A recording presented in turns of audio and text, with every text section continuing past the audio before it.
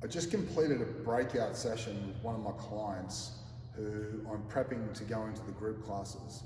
Faharia has done 20 PT sessions with me. Initially, we were just going to do the PT sessions, but then she's actually been around and seen some of the group classes and said, I'd like to do that.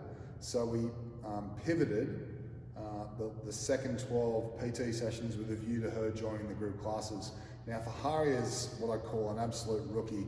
She's never been in the gym before, which means she hasn't been taught any bad habits, but her awareness around anything in the exercise world is very, very new.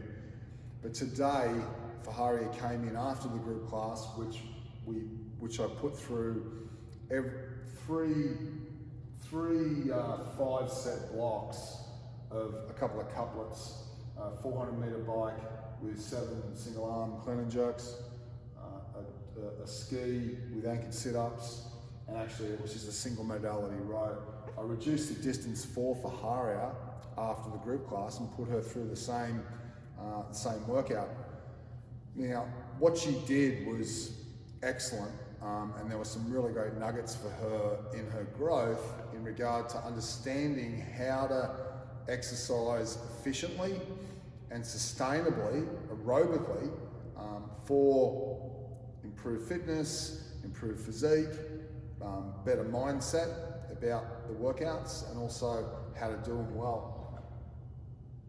Let's talk about the bike and the clean and jerk. It was every 2 minutes piece of work. However long it took you, you rested the remaining time up to the 2-minute mark. Now, Faharia went 149, 139, 140, 136, and 132. And it was just an excellent rhythm. It was a great start to the session, and she was in some real good pacing principles. She did it all the way through very, very well. Her rest was very short. She was only resting 20, 25 seconds, but she wasn't pushing so hard that she couldn't get back up and start again.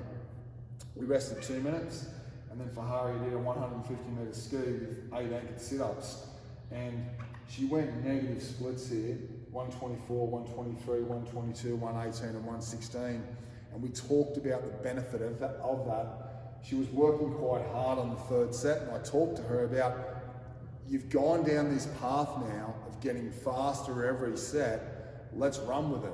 And she did that very, very well, and we completed that task. We then rested 2 minutes and then just did a 200-meter row.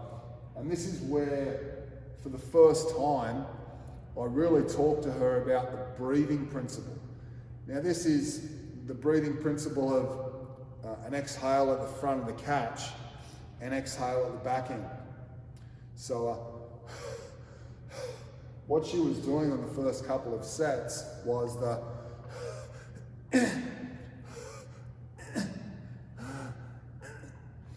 so she was actually holding her breath on the drive because she was putting power in, and but what she was doing was restricting the amount of oxygen that was getting in and out of her system to allow her to stay relaxed and stay in a purely aerobic state.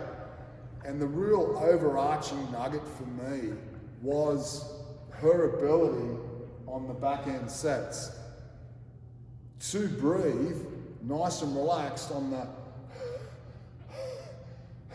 the catch and the drive, letting out 2 full belly breaths. And I was on my knees, like listening to her breath on both portions of each repetition for her to complete. She went 110, 106, 107, 105, 106, and understand that this is what it takes to stay relaxed on the rower and also on a lot of other exercises, which I will now progressively talk to her about for how to stay relaxed on exercises and workouts as a whole here. There's a bunch of movements: kettlebell swings, pull-ups, wall ball, thrusters, kipping pull-ups, toes to bar. The list is endless.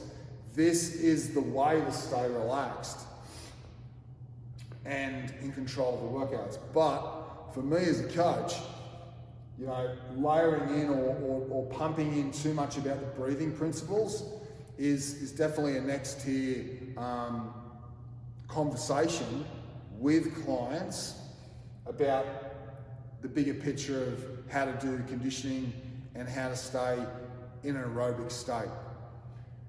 The first thing is obviously understanding the movements and how to do them well.